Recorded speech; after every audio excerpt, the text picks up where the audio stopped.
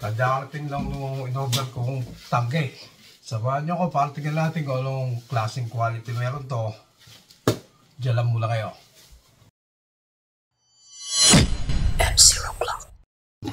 So, ito yung in-order kong carbon fiber tank sa online. At nakuha ko siya ngayong sale. Actually, ang ang usual price niya nasa 4 plus yata, 4.4 kung hindi ako nagkakamali. Yun yung usual price niya. Ayan, then sale, tsaka marami akong points dun sa coin nila, sa coin page nila. Nakuha ko siya ng 1,980 kasama na yung shipping. Kaya tingin ko grab na yung still na yung presyo. Kaya ayun, sinamantala ko na. At ito nga siya, ito maganda yung representasyon, yung pagkakabalot, okay naman. Tapos hard yung box, yung nakikita ko dun sa page nila, yung balot nakalagay sa parang tube na papel, pero ito naka-box. Ayan, gawa siya na Kongfa. Ayan, nakalagay sa niya, ito sa seal. Pero doon sa site nila nakalagay sa kanya Padak. Ayun, kaya nagka-interest ako sa nakikita ko naman na may mga nagsisigamit na itong Padak. Sana safe na to, safe enough na to. Ayan, ang ganda yung presentasyon, may foam pa. At ito na nga itong carbon fiber tank. Ito, may kasama siyang extra o-ring. Medyo useful din naman. So, tatanggal kay pwede kang magpalit agad. At ito na nga yung bottle tank. Ayan, i-visual inspect lang natin kung meron siyang crack or anything like that. At sa tingin ko, ayan, okay naman. Ayan, visual lang tayo. Wala naman siyang crack. At hindi matalim yung pagkakatraha o thread niya. Okay naman, hindi matalim.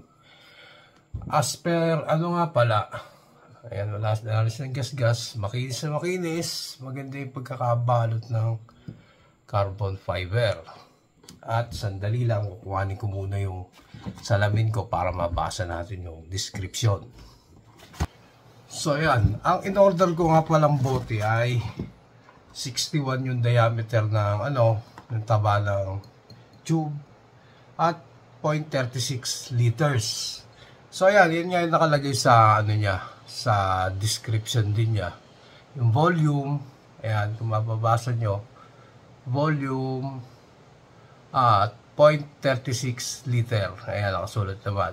Kaya okay itong tama to. Pero nung sinukat ko siya doon sa sa luma kong bote na na aluminum, mas maliit siya, pero 0.36 din yung nakalagay sa description ng boteng yon. Kung hindi natin alam kung sino nagsasabing totoo na 0.36 liters ko, ito ba o yun? Pero para sa akin, okay itong itong size nito. Mas prepare ko to. Kahit sabihin mo na mas maliit siya ng konti dun sa 0.36 liters na aluminum, mas prepare ko itong forma nito. Ayun. At siya nga pala, available din itong 0.42 ba yun? At saka 0.5 liters, yung mas mahaba kumpara dito. Ito yung pinili ko kasi nga ito yung gusto ko, hindi ko naman kailangan ganun karaming volume ng hangin. Kaya ito itong pinili ko. Actually, hindi naman nagkakalayo yung presyo ng 0.42 at saka nito, ng 0.36. Siguro mag-a-add ka lang ng wala pa yatang 100 pesos. Pero ito talaga yung prepare ko, kaya ito itong in-order ko. So, hindi siya ang nakalagay dun sa nila, sa picture nila dun sa sa page nila doon, Padak yung tatak. Pero ito hindi. Shangri-La Kongfa tong may gawa. Ayan. Industrial Company LTD rin naman, kaya hindi natin masasabing backyard lang dahil may company, LTD pa. Ayun. At nito, may mga warning din. Do not fill if cylinders has visual damage, unraveling, or charring of composite fiber. So, yun. Magandang na may warning nga. Kaya kailangan natin ng visual inspection sa una. Tignan natin kung may possibility ng crack. Kahit konting crack lang, delikado yon. Mas maganda i-visual inspect natin bago natin gamitin, lalo at ganito kaladating. Pati na rin daw itong ayan, sinasabi rito, yung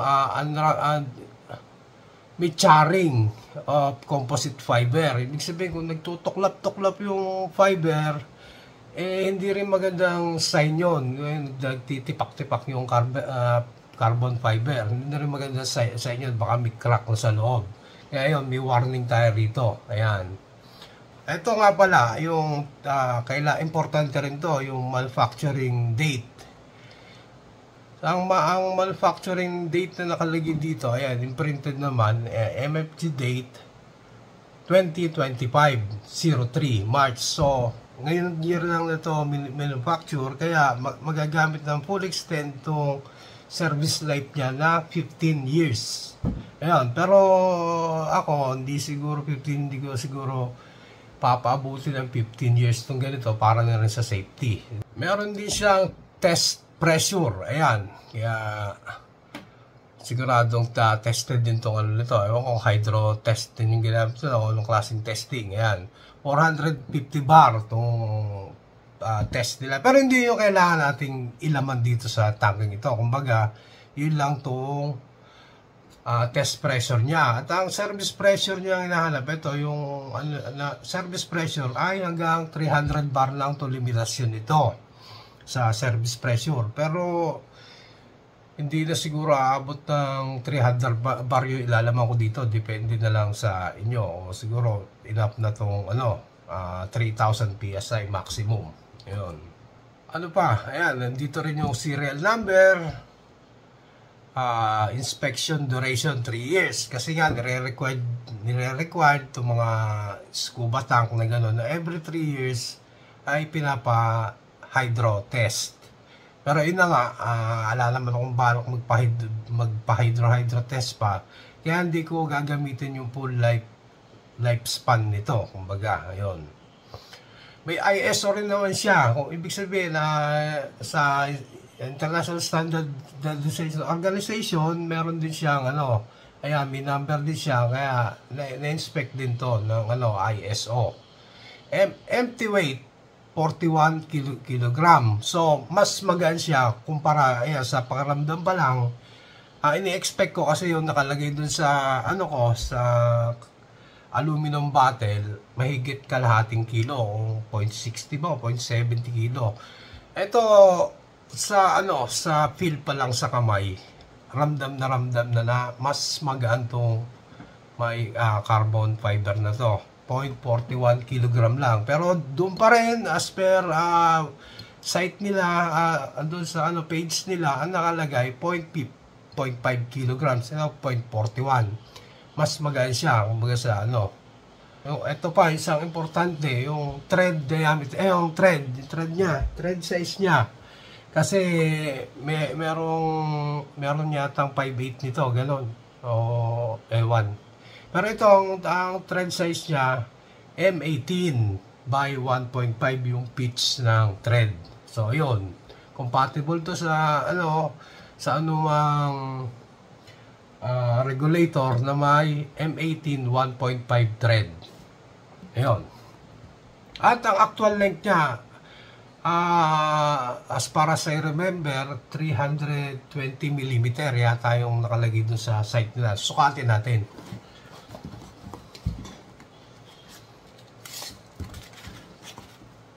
So ayan, mula dito sa nguso niya hanggang 230 nakalagay sa description niya. Ayan. Tama naman. Ayan. 230. Ayan, mula dito sa nguso hanggang dito sa dulo ng ng buntot niya. Dito siya. 230 or 9 inches mahigit na konti. Ayan. Ayan, kung nakikita nyo. Ayan, mahigit 9 inches. O 230 mm. 23 cm, kumbaga. At para sa diameter naman, ito, meron tayong vernier dito. Sukatin na rin natin yung diameter. 61 mm nga pala yung nakalagay dun sa description nila. Wala na rito nakalagay eh. Pero dun sa nakalagay 61 mm. Kasing taba rin nung aluminum bottle ko doon.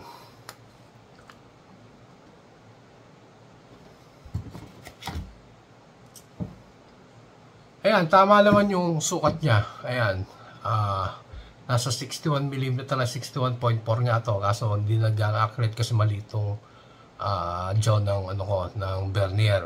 Pero ayan, 61.4. Pasok, 61 nga. So, accurate yung measurement na binigay nila. 230 yung length mula dito sa dulo ng bote hanggang dito sa puwet. 230 mm. At yung diameter, 61 mm. So, yun. Pati magaan yung pakiramdam.